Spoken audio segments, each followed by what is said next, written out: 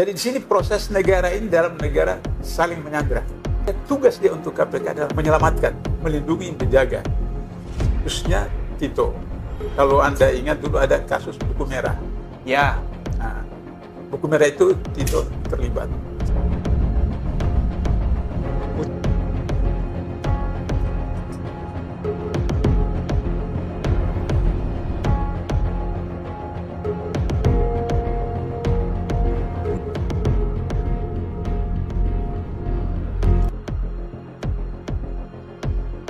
Karena Prabowo itu punya dua kasus. Kalau KPK dulu, Ya. ada saya, Prabowo sudah ditangkap. Pesawat terbang, Oke. dan Food estate. food estate. Oh.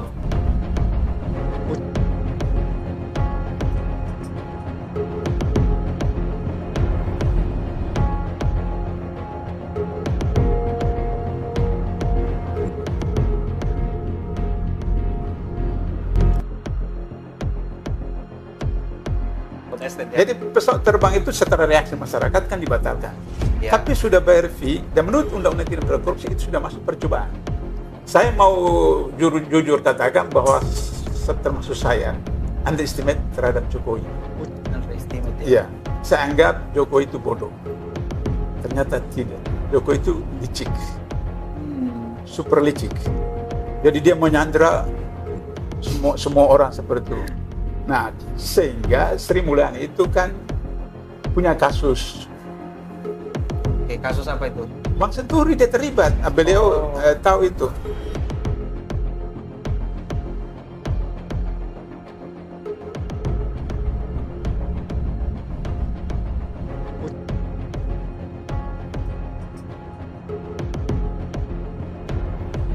Waktu SBY kan, maka kemudian kabur ke sana, ditampung oleh bosnya di sana di World Bank. Yang pertama, kalau disebut Indonesia krisis, tahun lalu ada buku saya Orde Reformasi yang Tergadai. Oh iya. Situ saya sebutkan ada 5 krisis. 2022 ya, Pak Abdullah. Ya tahun lalu. Oh iya 2023 berarti. Itu pertama krisis korupsi, Ya.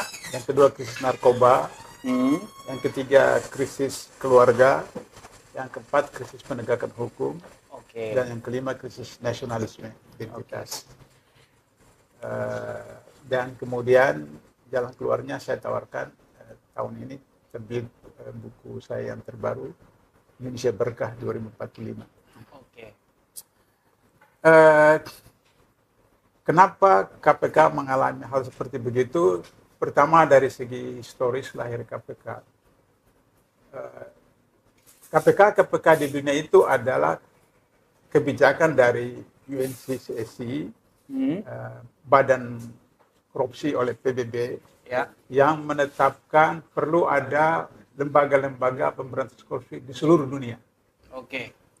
Kenapa? Karena negara-negara kreditor itu, khususnya Eropa, Amerika, ketika memberikan pinjaman kepada negara-negara yang sedang berkembang, Ya. Afrika, Asia Tenggara, itu kemudian penguasanya, pejabatnya itu mengkorup uang-uang itu, Ya. sehingga negara-negara tertentu seperti di Afrika itu mengalami krisis, sehingga mereka tidak bisa bayar uang yang mereka pinjam itu.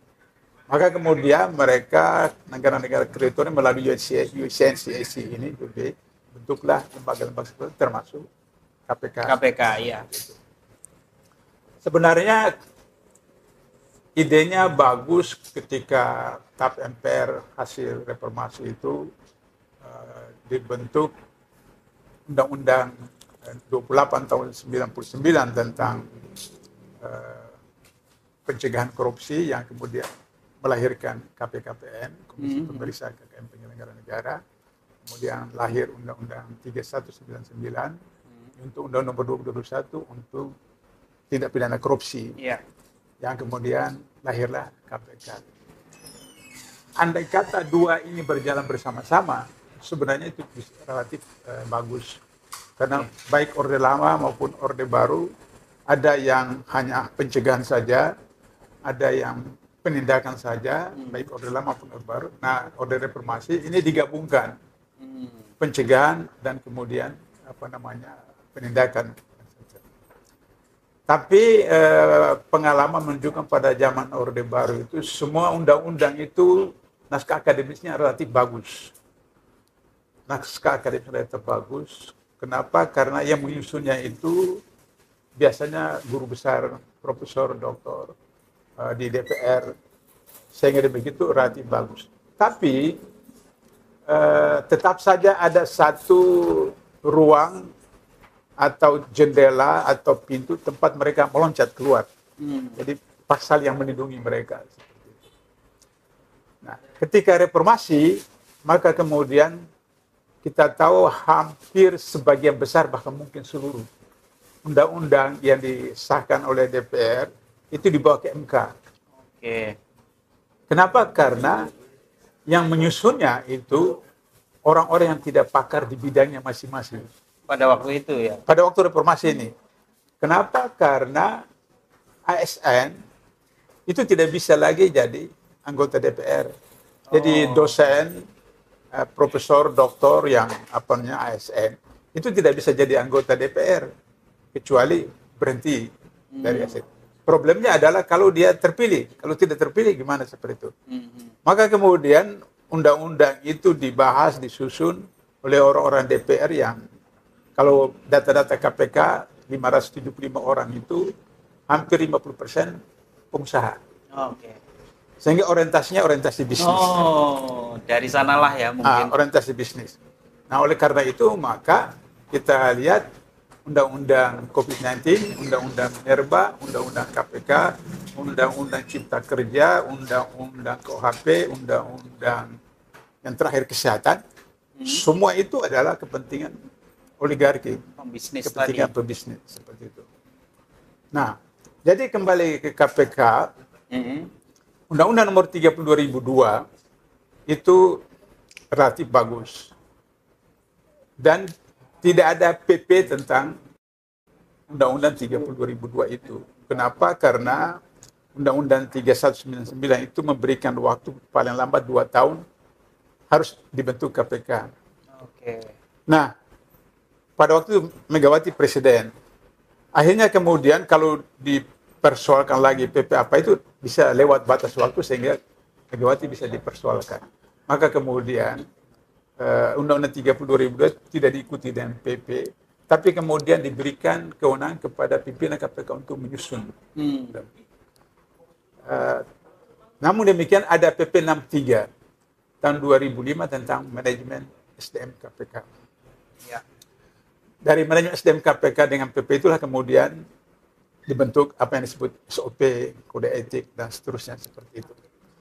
Qadarullah saya dipercayakan menjadi koordinator penyusunan SOP KPK. Jadi insya Allah saya kuasai itu. Nah, sehingga ketika Firly menjadi deputi penindakan, saya sudah pensiun waktu itu, saya diundang untuk menjadi ahli, dimintai keterangan saya apa yang dilakukan oleh Firly itu melanggar kode etik atau tidak.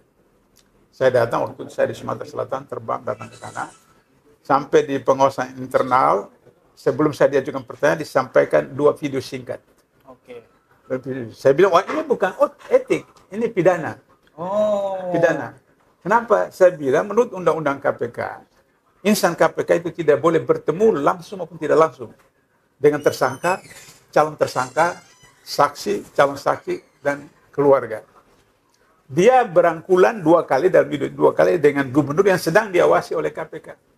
Oke. Nah, waktu itu gubernur siapa, Bang? Itu TGB. Nah, sehingga kemudian diproses oleh Komite Etik KPK. Putusannya hukuman berat, sangat berat, maka diberhentikan.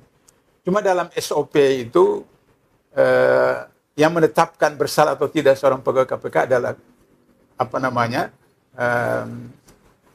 majelis kode etik, tapi eksekutornya adalah pimpinan. Jadi sebelum pimpinan menerbitkan SK pemberhentian, dia ditarik. Kan sama-sama orang Sumatera Selatan. Kapolrinya dengan Firly sama-sama orang Sumatera Selatan. Ditarik jadi Kapolda di Sumatera Selatan. Maka kemudian seleksi pimpinan KPK, beliau ikut.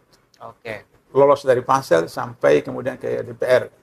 Setiap sampai di DPR, pimpinan KPK resmi mengirim surat ke DPR dan ke istana, ke presiden, bahwa orang ini bermasalah. Tapi seperti kita tahu, aklamasi. Komisi 3 memilih Firly sebagai ketua KPK. Saya ditanya wartawan lagi itu, kenapa bisa begitu? Saya bilang, dia mantan deputi penindakan. Jadi dia tahu. Jadi di sini proses negara ini dalam negara saling menyandra. Oh, saling menyandra. Itu kuncinya ya sebenarnya. Itu persoalannya. Sehingga dia begitu, maka tugas dia untuk KPK adalah menyelamatkan, melindungi, menjaga. Khususnya Tito. Kalau Anda ingat dulu ada kasus buku merah. Ya. Nah, buku merah itu Tito terlibat. Seperti itu. Sehingga tugas Firly menyelamatkan Tito. Waktu itu kan dia Polda. Ya. Gubernurnya siapa? Presiden Anda, saya lupa namanya. Bukan. Gubernur. Jokowi. Oh iya. Kan waktu itu dia gubernur. Oh iya. Iya.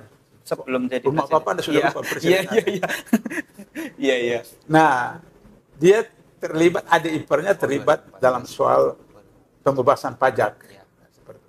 Sehingga dengan begitu maka Firly punya tanggung jawab untuk menyelamatkan mereka dua. Karena itulah maka kemudian Gufron setelah pergantian 2019 Gufron itu orang yang kemudian mengajukan gugatan ke MK agar supaya pimpinan KPK itu dari 4 tahun menjadi 5 tahun. Itu Gufron ya Pak ya? Gufron, iya. Oh. Mulai dari pimpinan sampai penasihat semua. Tidak ada yang bermimpi untuk mau mengajukan 4 tahun menjadi 5 tahun. Tidak ada. Kenapa? Karena kalau bukan karena pengabdian, orang KPK itu tidak mau petugas ke daerah. Saya pengalaman sebagai penasihat, itu berapa kali nombok. Berapa kali nombok. Misalnya, saya pulang malam dari daerah. Ya, logika, ya udah saya ambil taksi pulang ke Depok kan. Nah itu kan dari bandara sampai ke Depok, tempat saya itu kan sekitar 200-an ribu kan. Lapor bagian keuangan, kemudian Pak Bula harus ganti rugi ke negara. Kenapa? Ini Pak Bula taksinya 200 ribu berapa? Jatah saya itu 100 ribu. Karena apa? Dari kantor ke bandara, kembali lagi ke kantor. Baru punya kendaraan pribadi, pulang. Jadi kalau bukan karena pengabdian, orang nggak mau bertugas di KPK itu. Sehingga apalagi mau 4 tahun menjadi 5 tahun. Nah, Gufron ini karena batas umurnya itu nanti kemudian berlaku, dia tidak bisa karena dia belum 40 tahun itu belum bisa seperti itu untuk sampai 50 tahun seperti itu. Ya dari 40 kan diubah menjadi 50 tahun. Yang kedua, kalau tahun lalu KPK baru terpilih, bisa saja di antara 5 orang itu ada 1-2 orang yang gila yang masuk. Maka kasus Gibran, kasus Kaisang, dan lain-lain itu bisa diangkat. Itu problem. Karena itulah maka kemudian skenario itu kan luar biasa kan. Kan di sana ada ipar jadi ketua MK. Nah, jadi ketika Gufron majukan, ya udah langsung diokein. Diokekan kan. Diokekan seperti itu. Sehingga kemudian 2024 sekarang ini. Nah, lantas kemudian ada yang mengatakan nanti kalau Prabowo sudah dilantik, dia bisa kemudian keluarkan yang tadi disebut oleh Bang Nasir bahwa di ADRT Gerindra itu kan sudah ada sempat pilih yang asli. Saya bilang sama teman-teman nggak bisa. Kenapa? Karena Prabowo itu punya 2 kasus. Kalau KPK dulu ada saya, Prabowo sudah ditangkap, sudah diproses. Apa itu Bang? Pesawat terbang dan food estate. Oh, food estate. Jadi pesawat terbang itu setelah reaksi masyarakat kan dibatalkan. Tapi sudah bayar fee dan menurut Undang-Undang Tindak Pidana Korupsi itu sudah masuk percobaan. Kalau sudah percobaan diproses. Diproses meskipun hukumannya tidak seberat hukuman kalau sudah percobaan. Itu satu. Itu akan digunakan oleh Jokowi sebagai alat pengendali. Yang kedua, food estate. Dibentuk yayasan. Yayasan itu partai punya, kemudian laksanakan seperti itu. Selain mengorbankan sekian banyak apa namanya lahan dan kemudian anggaran apa segala macam. Tapi persoalannya adalah soal APBN itu yang kemudian tidak bisa dipertanggungjawabkan dalam konteks undang-undang tindak pidana korupsi. Saya mau jujur katakan bahwa termasuk saya underestimate terhadap Jokowi. Underestimate ya? Iya, saya anggap Jokowi itu bodoh. Ternyata tidak. Jokowi itu licik. Super licik. Jadi dia menyandra semua orang seperti itu. Ada di grup WA itu dari Papua Barat mengkritik saya mengatakan bahwa saya itu menganggap Sri Mulyani itu bohong. Ketika disebutkan 8.000 sekian triliun utang kita, sementara Jepang, Korea macam-macam sampai ratusan persen dari PDB. Saya katakan bahwa kebohongan publik yang dilakukan oleh Sri Mulyani itu, yang dia sampaikan 8.000 sekian, itu APBN, utang APBN. Tapi ada utang yang non APBN, BUMN, kemudian bayar gaji, pensiunan TNI Polri dan ASN, yang itu total 20.000 kan triliun. Itu kan disampaikan oleh komisi anggaran di DPR sendiri seperti itu. Satu. Yang kedua, negara-negara yang mengatakan lebih 100%, Jepang, apa segala macam itu mereka jujur. Yang disampaikan itu semua utang APBN dan non APBN.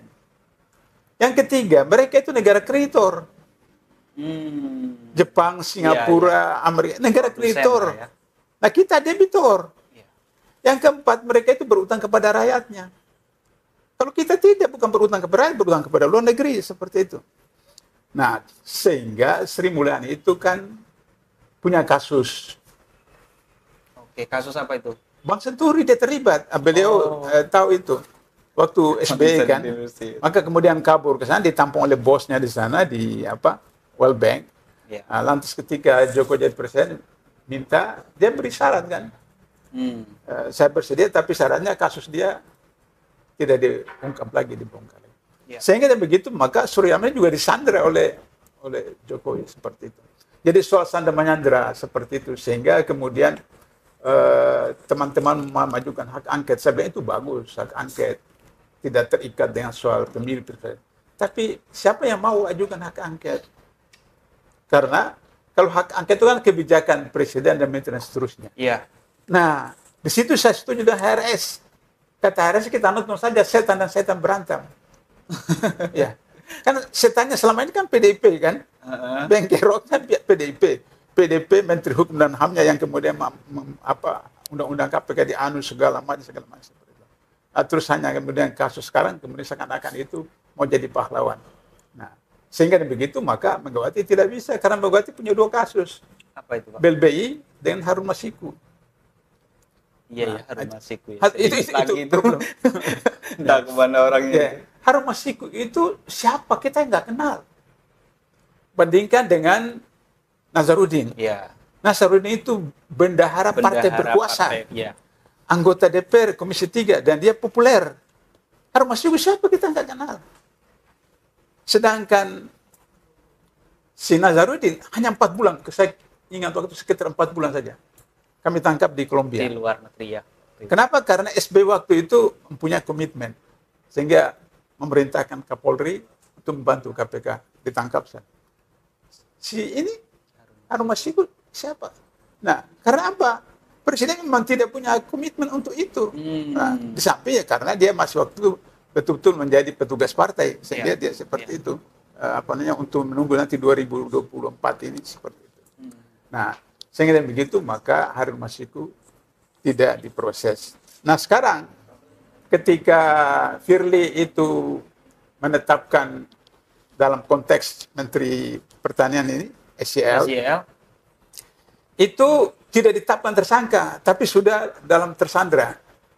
Lantas kemudian tahun lalu itu si Firly ini pergi ke Korea atau saya lupa satu negara, keluar negeri.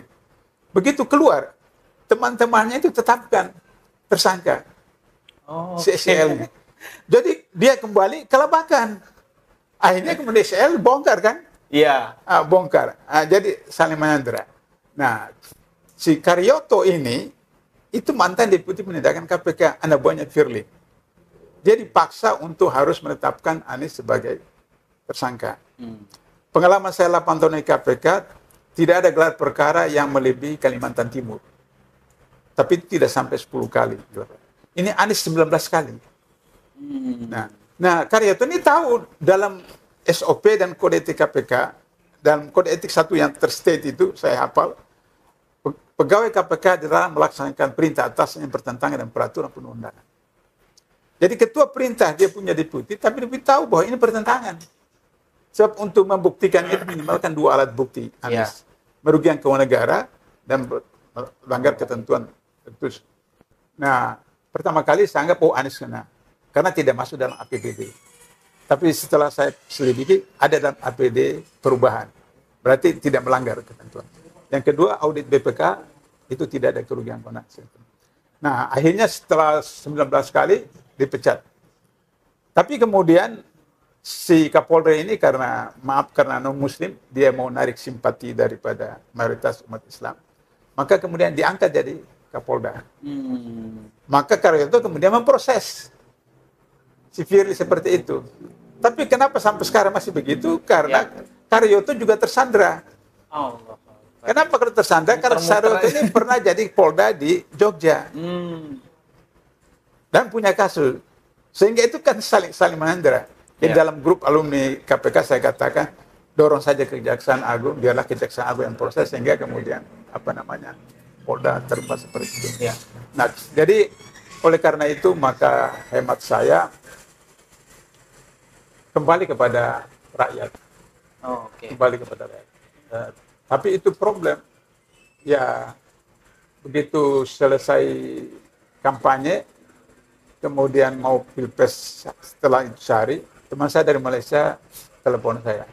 Pak Abdullah, 50% penduduk Indonesia itu miskin. 50% penduduk Indonesia itu pendidikan rendah. Jadi begitu Prabowo mengatakan makan gratis, senang semua ya. Gembira, langsung menyambut semua. Gembira semua. Jadi 58% itu memang faktual. Faktual. Pertanyaan adalah bagaimana bisa 50%? Nah, itulah yang kemudian proses bansos dan lain-lain seperti itu. Saya beritahu sama teman-teman tim hukum 01, kalau ke MK itu Anda menyerahkan leher Anda seperti itu. Karena itu dalam program yang tadi Pak Sunul katakan itu, ketika di 99 2002, Undang-Undang Dasar itu kan bukan amandemen. Amandemen itu kan 1 2 pasal. Ini kan dihabisin. Dihabisin. Maka kemudian ada KPK, ada MK, ada bla bla bla itu. Nah, MK itu undang-undang dia 9 orang, 3 presiden, 3 DPR, 3 MA.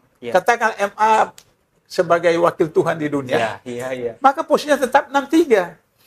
Sebab tidak mungkin presiden dengan DPR itu bertentangan karena koalisi itu. Jadi tetap 63 seperti itu. Nah, sehingga akhirnya saling menyandra itu kan ketua MK yang sekarang itu kan dia yang menolak ketentuan 40 tahun menjadi itu, kan dia yang menolak. Terus kenapa sekarang karena tersandra juga kan. Ketika diangkat kasus Belbei, seperti itu. Nah, akhirnya 53 seperti itu. Saya kira kembali kepada rakyat, bagaimana rakyat menggunakan kewenangan haknya. Tapi itulah saya tidak tahu apakah bisa atau tidak. Ya, kita lihat prosesnya selanjutnya. Saya kira itu. Kalau kita lihat dan cermati dari apa yang diterangkan Pak Abdullah tadi kan, kita seperti muter-muter aja. Proses-prosesnya itu pada pokoknya adalah saling menyandra tadi. Nah, mungkinkah itu bisa diurai Pak Abdullah? Kerumitan-kerumitan soal, bahkan tadi disebutkan Pak Prabowo, ada Gibran juga di sana yang nanti akan jadi capres dan yang sudah ditetapkan oleh KPU sebagai capres dan cawapres, yang sebenarnya ada kasus juga. Nah, ini mengurainya ini mau dari mana nih Pak Abdullah? Saya sambil bercanda beritahu sama teman-teman, dengan Prabowo menang ini, maka hakikatnya Jokowi presiden sampai 2045. Allahu Akbar. Analisisnya gimana tuh? Ya, analisis saya sederhana kan. Tadi saya sudah katakan, Prabowo nggak bisa menyatakan diri bisa lepas, dikendalikan oleh Jokowi seperti itu. Kemudian kita lihat bahwa DKI itu akan diurus oleh wakil presiden. Iya kan? Wakil presiden. Sementara IKN sudah ke sana. Nah, IKN itu kan proyek bisnis kan? Iya. Proyek bisnis. Kemudian nanti Jakarta juga proyek bisnis, jadi dibuat seperti Washington dan New York. Washington ibu kota negara, New York kota bisnis. Ya. Jadi Jakarta yang jadi kota bisnis seperti Beijing begitu. Nah, siapa yang akan kuasai? Ya mereka kan. Seperti. Karena itu maka kalau misalnya pilkada DKI ini Ahok maju, Ya. nah, itu kan problem kan? Mereka akan bisnis. Karena itu saya katakan kita daulat beliau ini yang maju pilkada DKI. Sebab saya bukan tidak setuju Anies, tapi satu pernyataan yang saya setuju adalah bahwa tingkat nasional saja kita dikebulin, apalagi cuma DKI seperti itu kan. Nah, kalau Anies mau maju lagi seperti itu. Yang kedua bahwa ini Anies seakan-akan nanti seperti mau cari jabatan aja semacam. Karena itu harus kita cari toko baru. Ya. Nah, toko baru. Problem kita kan problem ekonomi. Beliau kan pakar ekonomi. Itu untuk menyelesaikan itu. Coba Anda perhatikan. Di dalam Al-Quran itu puluhan sampai ratusan ayat. Alladzina amanu amilus soleha. Ya. Vertikal, horizontal. Okay. Bagaimana aplikasi bentuknya? Lihat ratusan ayat. Aqimus sholah wa atuz zakat. Jadi vertikal itu intinya sholat, horizontal itu adalah ekonomi. Zakat. Karena itu maka sebelum teman-teman sahabat-sahabat minta diperangi orang-orang Quraisy yang mengganggu para sahabat-sahabat itu untuk diperangi. Nabi larang kan? Nabi perintahkan buka pasar. Buka pasar. Nah, oleh karena itu maka para ustadz, para kiai, para ustadz itu jarang membicarakan soal bahwa ekonomi, bahwa pasar itu satu sunnah Nabi yang menentukan keberhasilan di Perang Badar seperti itu. Ya. Infrastrukturnya itu tercipta baru kemudian 313 orang itu datang ke Badar dengan niat syahid. Ketika niat syahid, maka Allah turunkan malaikat sehingga kemudian seperti itu. Jadi oleh karena itu 2 tahun lalu saya sudah beritahu HRS, saya safari dari Jawa Barat sampai ke Jawa Timur. Saya minta 500.000 saja. 2 tahun lalu, waktu 212. Saya akan pimpin langsung masuk istana. Apa yang terjadi? Cuma diatin. Artinya bahwa saya lihat memang umat belum siap untuk itu. Yang 7 juta di apa? Yang pertama waktu itu. Nah, itu kemana kan seperti itu. Nah, Yahudi itu kan takut cuma 2 hal dari umat Islam. Pertama salat subuhnya seperti salat Jumat, kedua blokade ekonomi. Pemilu 97 kan Golkar 80% itu. Terbesar di dunia kan. Tapi karena ekonomi mengalami kebablasan, jatuh. Jadi oleh karena itu maka untuk menjatuhkan rezim ini, dan ini sudah disampaikan beberapa tahun lalu MPUI, pertama, jangan belanja ke mall, ke supermarket, ke Indomaret, Alfamart. Belanja saja di pasar tradisional. Kan di sana ada pribumi, ada sana. Yang kedua, duit simpanan itu dikonversi ke logam mulia, emas atau perak, kemudian simpan di safety box, disewa di bank syariah, simpan di situ. Sebab kalau misalnya dikonversi begitu, uang di bank nggak ada kan? Dan itu Yahudi takut. Yahudi takut seperti itu. Baru ketiga, jangan merokok. Karena dihitung itu 1 hari 3, sekian triliun. Dari rokok itu. Dari rokok. Seperti itu. Sementara data-data Kementerian Kesehatan, 1 tahun sekian triliun untuk mengobati orang akibat daripada rokok seperti itu. Nah, Sempurna itu kan punya 9 naga kan. Dia punya sekian ribu hektar lahan karena rokok. Coba kalau itu yang punya rokok kan orang Yahudi. Tapi coba cek deh, ada orang Yahudi merokok enggak? Enggak ada kan. Ditanya kenapa kalian buat rokok enggak berokok? Dia bilang kami buat rokok ini buat orang yang tidak pandai membaca. Kan di rokok itu ada kan tertulis kan, rokok mengakibat bla bla bla bla. Nah, jadi akhirnya blokade ekonomi. Tapi kita harus punya solusi yang seperti disebutkan Pak Insinyur. Solusinya di bidang ekonomi itu gimana? Nah, sehingga kemudian ketika basis ekonomi, sumber daya alam kita lola, sumber daya manusia kita lola, kemudian infrastrukturnya kembali ke Indonesia. Nah, asli saya setuju, tapi harus dengan mekanisme seperti itu. Iya.